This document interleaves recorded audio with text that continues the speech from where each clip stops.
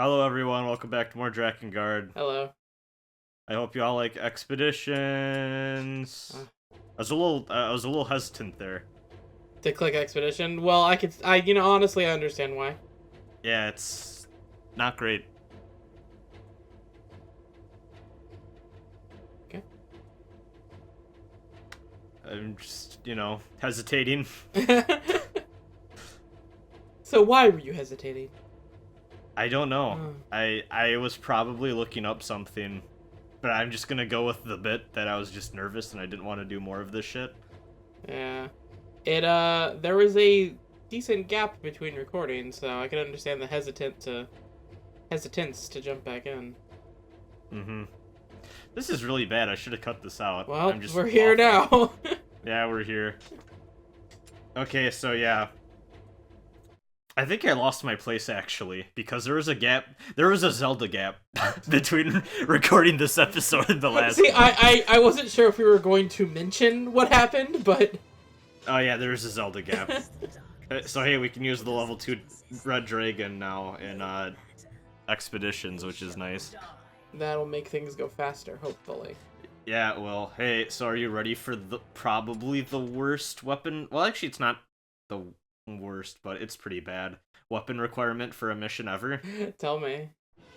Okay, so we started the mission. It's the desert-free expedition. The remaining Imperial troops are regrouping. So we're gonna stand in the corner, Okay. and we're gonna wait 20 minutes. What? We're just gonna wait for 20 minutes. In the corner? Anywhere, but right here I won't be attacked. Anyways, yeah, so that was 20 minutes have passed, and the treasure box appeared. It appears over here. So yeah, just stand in a corner at the start, and then wait to get notified that the treasure box appeared, and then just finish the mission. Do you have any kind of hint whatsoever? No, Fuck this game.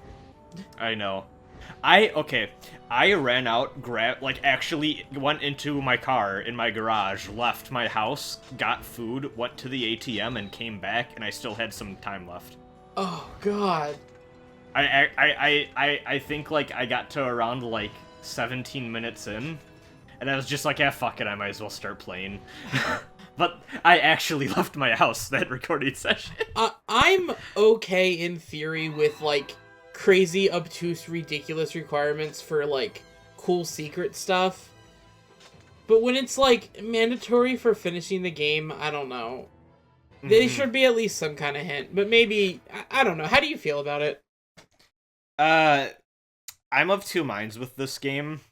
So, the final ending of this game you need all the weapons for has become infamous and kind of become a reason for playing this game.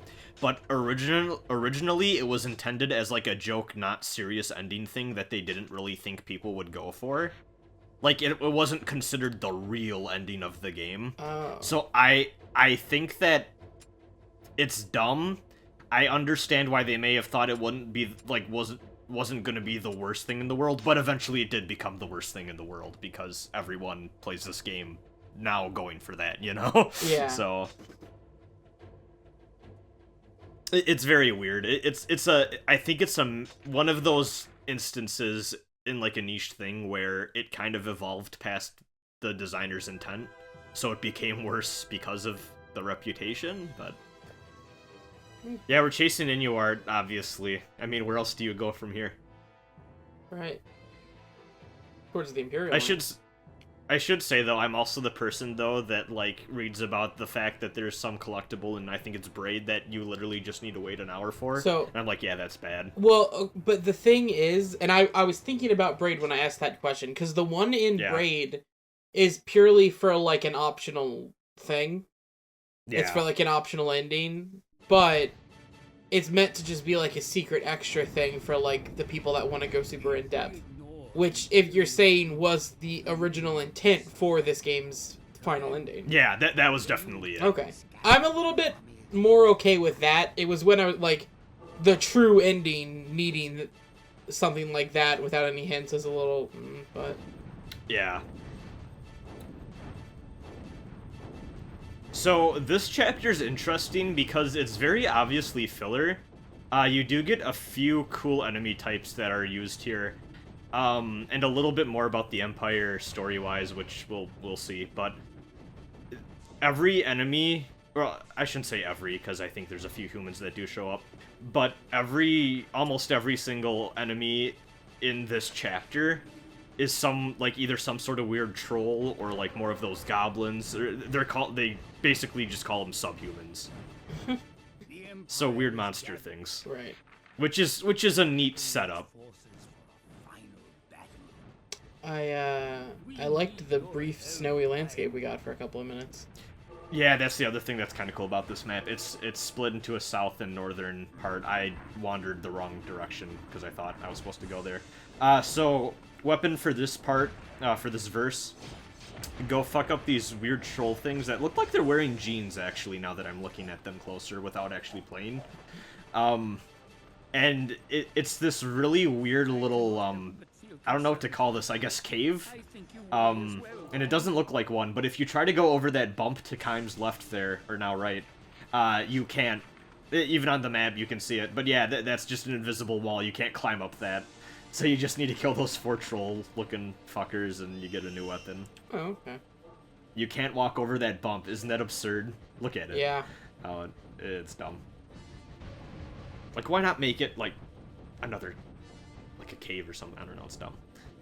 But yeah, just keep killing more of these monsters. Got some goblins. Got these giant pig things.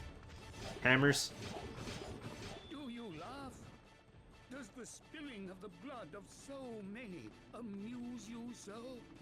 So this chapter is also the point in the game where I think that the Keim, you're so fucked up starts to get a little too much. Yeah. Like, because we get it at this point. A lot of the dialogue in these sections really feel like they just wanted to have people saying something, you know? So they're just like keep reiterating things over and over again. Yeah, also this is cute. So I thought when I played through this mission the first time, I was blocking a lot. And I thought that came up as a response to that as like a gameplay thing. No, that's just part of the mission. Oh. I just happened to be blocking a lot at the time she said that on my first playthrough, and then I'm playing through the second time. I'm like, I haven't blocked at all this mission, I don't think. You were too in sync with Drakengard. Mm-hmm.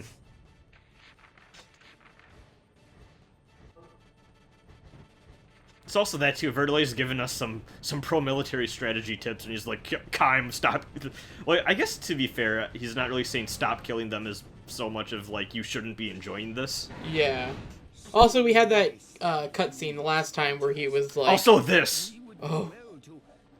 Just kill as many as you can. They're subhuman. Oh.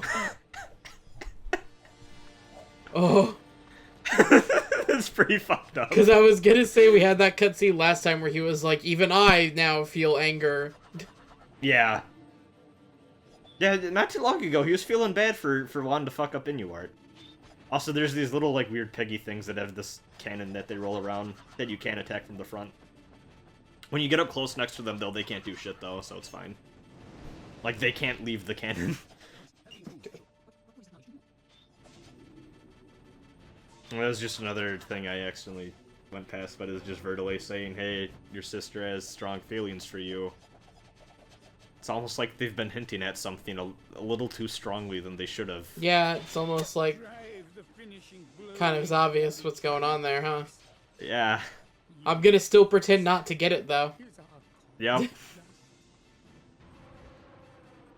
Because your brother and sister? What manner of excuse is that? That's a weird one because she's obviously replying to something that Keim said. Yeah. But we can't hear. I couldn't possibly understand. Nope.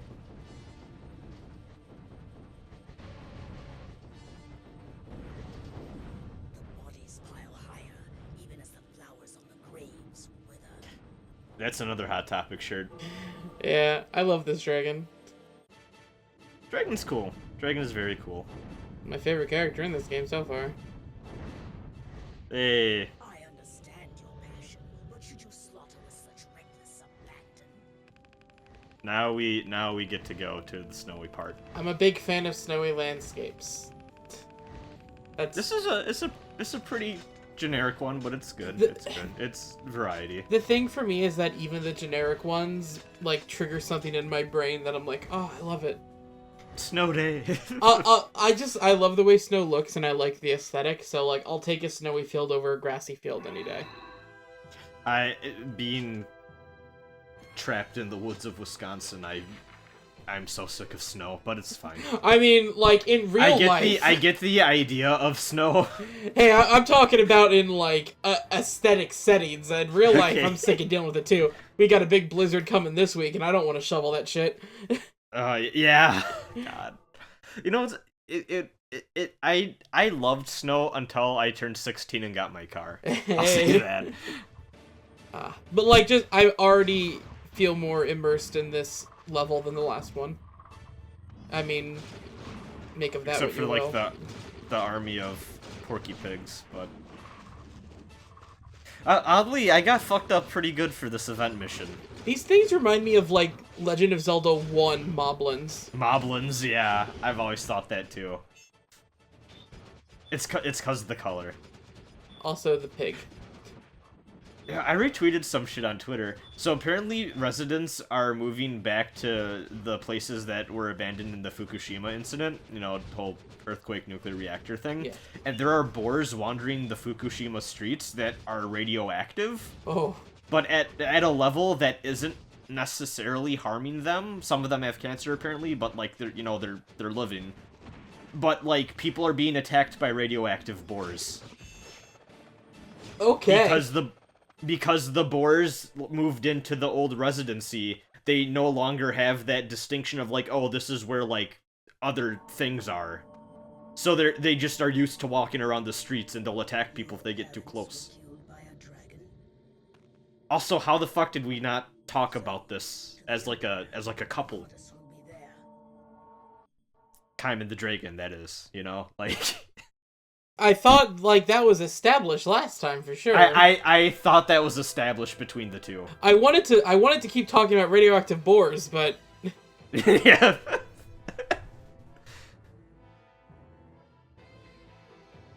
So yeah, we don't know why the dragon doesn't like people, and I don't think we ever do, but I mean, I assumed it was just a natural like I am so superior to like you ants thing.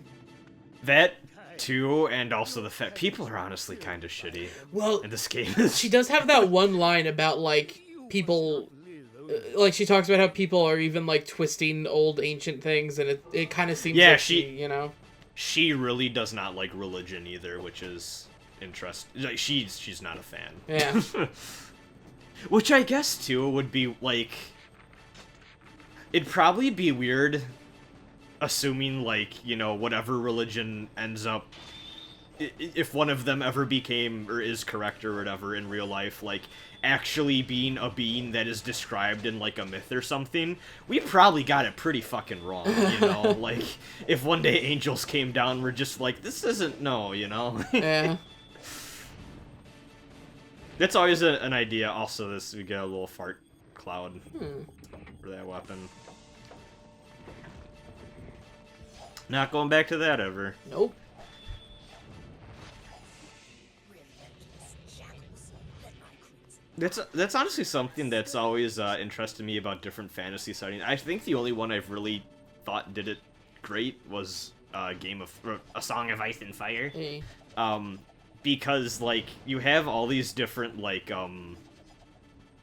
you know, these fantasy novels or whatever, and there's like different religions and like religious debates, but it's like magic is like a thing, and more often than not there are like actual gods that show up. How is there any like argument here? But like Game of Thrones I think does it well, where like they're there but not really sort of thing, you know?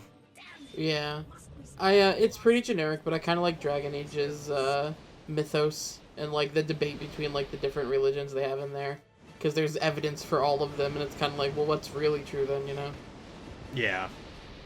I also like the idea of like, hey, there's a setting where like magic and shit like that just exists, and the different religions are just different interpretation of how that shit actually works. There's a few things I've read that have done that. Yeah.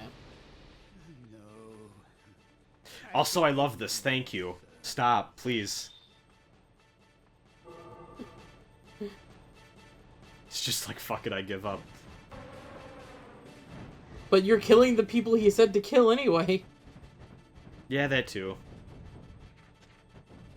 If they can be called people, he said they're subhumans and all of them deserve to die, I guess. Oh. Also, there's these bigger troll things that carry these rocks on chains. Like, they're not even maces. I think they're actually... Yeah, they're just rocks. And these things are annoying because they deal a lot of damage, but... So, this is Ariosh, who I didn't use until now for some reason. She is easily the best party member of the game, and that's why. You couldn't see it there because that enemy was almost dead.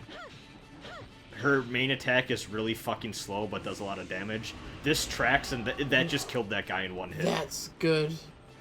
She is busted as fuck. You have no reason not to use her. She is great.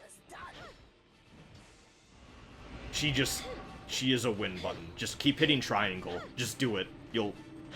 That's helpful. You'll just win. It's really great. So there are some people that are like, oh, the desert missions where you have to play through to get her are kind of hard. You should wait to do them. No, I disagree super hard because once you get her, the rest of the game is made way easier. Yeah, I'll to be honest, I couldn't think of doing some of the later missions without her because they get rough. So. Okay. Only a couple more. These monster designs aren't great. They look proper and gross, but yeah, they're kind of boring. There's one we'll be seeing later on that I'm a big fan of, but it's obvious that they tried harder on that one than others. Yeah. It just feels like low, like, cheap D&D, yeah, I was about to say, like, 3rd edition D&D monster manual. Yeah. Like, the dragon designs are good, but... Well, it's hard to mess up a dragon. Yeah. But, I mean, even I think you mentioned last time, like, even this dragon looks different than the black dragon Inuart's on that looks all, like, creepy and thin and, like, shit. Oh, yeah, yeah. Yeah, okay, fuck off, dragon. That's just mean.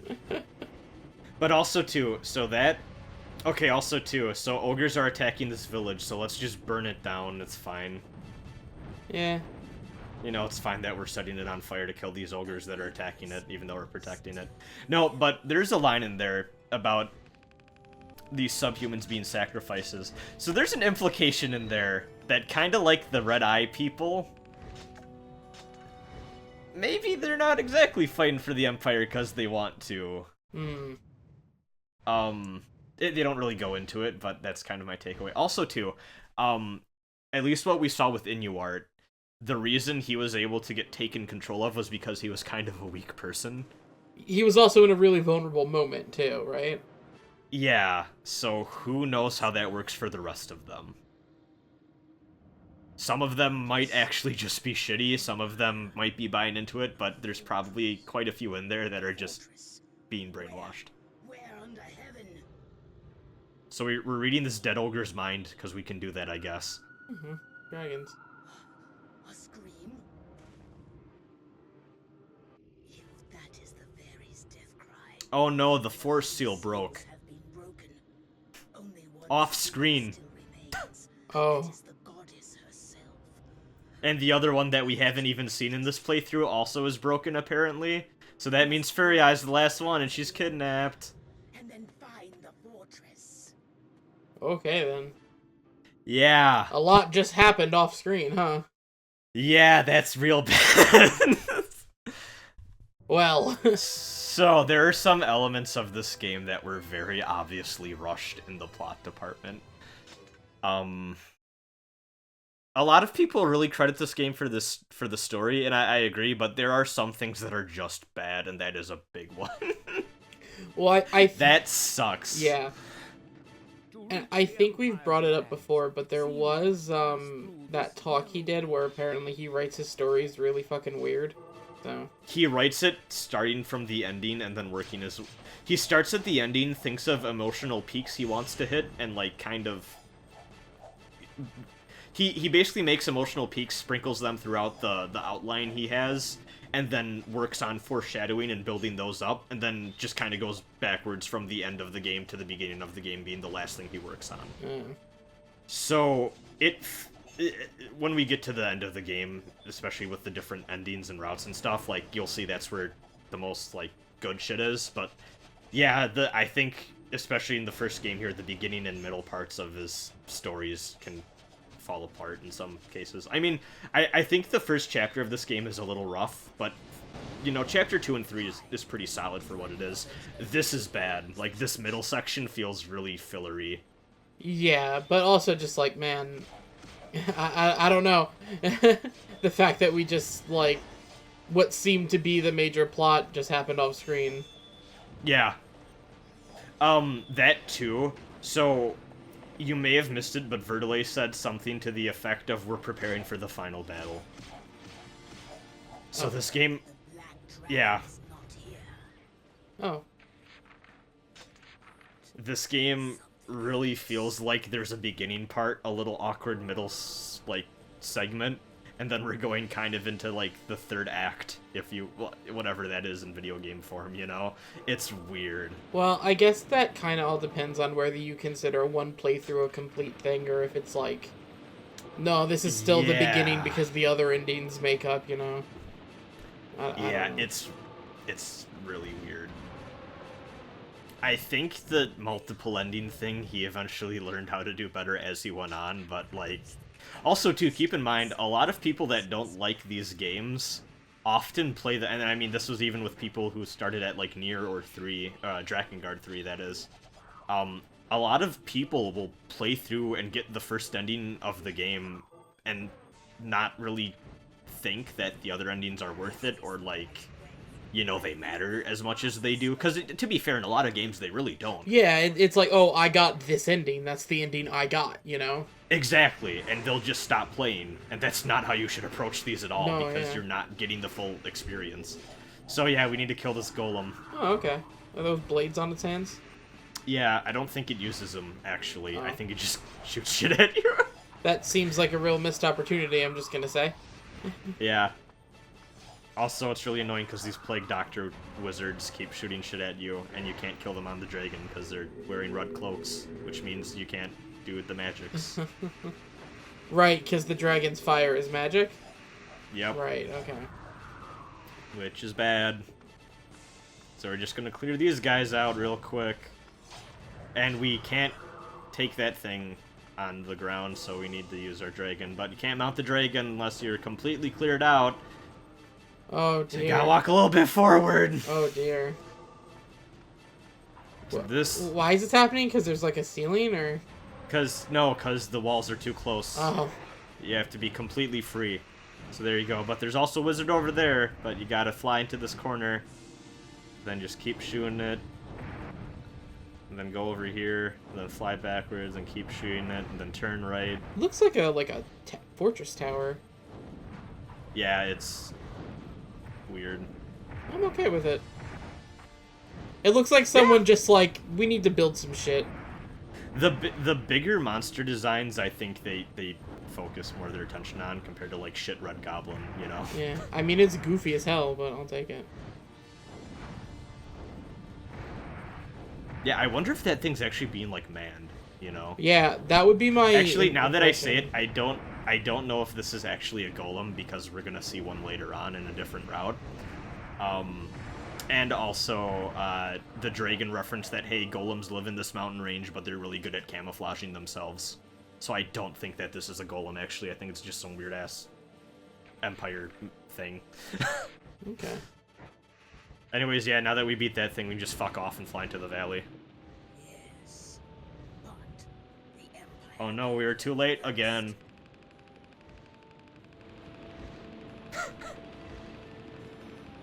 Oh, man. Yeah. The fact that the chapter ended on that's kind of like... Oh, what a cliffhanger. Mm-hmm.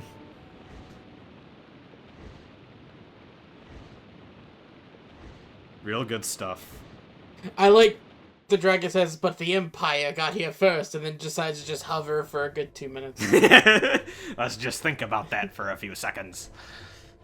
That was a real bad dragon, I'm sorry. No, it's fine. This is chapter 5 now? Yeah, it is. But first... Oh, no. Free Yeah. expedition. So yeah, I stopped doing the sky ones. I think I said this last time just because I'm going to wait until our dragon is beefier. Because it makes them way easier and actually worth it. This one is not as bad as the desert one, thank God. This one's actually pretty easy. I'll explain more once we get into it. Yep, hurry there and destroy all monsters. Mm-hmm. I think I'm equipping a new weapon to show off. Oh no, I just wanted to see... Okay. Yeah, I thought that Kaim's sword had full max level, but it didn't, so I wanted to show it off, but yeah. If you want to read it, you can pause it, it's right there. But don't have the final part of that story yet. I thought I had it max level, but I didn't. Right, so when you level it up, it gets more of its story told? Yeah. Okay. That's every Taro game does that. I think Drakengard 3 does that too. I haven't looked at any of them. Yeah, it most likely does, because all the other ones do. Even Automata does that, so... Yeah, no, I know that there's apparently stories. I haven't played any more Drakengard 3 since we last recorded this, so... Subhuman soldiers. I mean, after Zelda, why would you want to? But... I'll get back to it eventually. Yeah, so... Your sword ready. This one's really easy. There's that valley.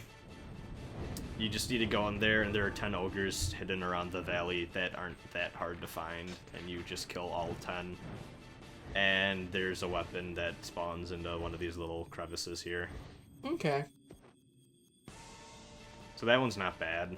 No, and they give you, like, they say destroy all the monsters, so you kind of know what you're supposed to do. The description, too, also says, like, oh, ogres, but actually, now that I think about it, all the targets may be ogres, but... Yeah, it's... If there was to be a secret, you'd probably think to look there, because, one, there's no targets, and two, it's kind of a weird part of the map, so that one's not bad. No, I'm okay with that one.